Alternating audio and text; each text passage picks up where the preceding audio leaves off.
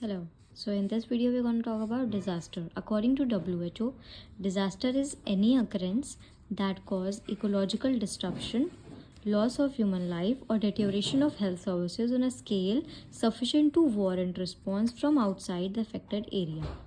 ऐसा कोई अक्रेंस जिसमें इकोलॉजिकल डिस्ट्रप्शन हो, लॉस ऑफ ह्यूमन लाइफ हो और डिटोरेशन ऑफ हेल्थ सर्विसेज हो उस स्केल पे कि वो सफिशेंट हो वारंट रिस्पॉन्स के लिए। यानी अगर एक एरिया अफेक्टेड है तो बाहर से उसका वारंट रिस्पॉन्स हो उतने स्केल पे, तो उसको बोलते हैं disaster.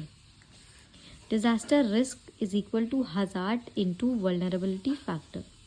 Now what is hazard? Hazard has potential to cause damage और disruption. Hazard has potential to cause damage or destruction. World Disaster Reduction Day is celebrated on second Wednesday of October. Now, there are three levels of disaster: LO, L1, L2, L3. So, in L1 there is no disaster, तो कोई scenario नहीं होगा, no scenario.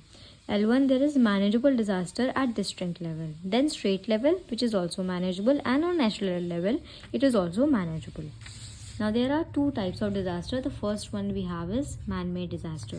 Man-made disaster में the first example we have sudden disaster like Bhopal gas tragedy on 3rd December 1984 at Union Cambridge pesticide plant. तो gas वहाँ पे जो release हुई थी वो थी methylene isocyanate. The second example is Chernobyl nuclear power station in Soviet Union. Soviet union में nuclear power station पे 26 अप्रैल 1987 वहाँ पे गैस कौन कौन सी रिलीज़ हुई थी?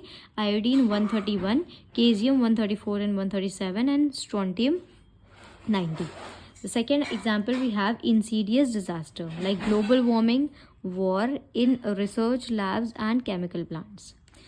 तो नेचुरल डिज़ास्टर जो कॉज करता है मैक्सिमम डेथ एंड डैमेज वो है हाइड्रोलॉजिकल डिज़ास्टर या फ्लड्स, पानी से जो भी डिज़ास्टर होता है ना. पोस्ट डिज़ास्टर फेज में मोस्ट कॉमनली होता है गैस्ट्रोएंटेराइटिस, फिर निमोनिया देखने को मिलता है, leptospirosis, rickettsiosis, rabies and equine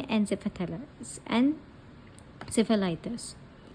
alright, so okay, the most practical and effective strategy of disease prevention and control is supplying safe drinking water and disposal of excreta.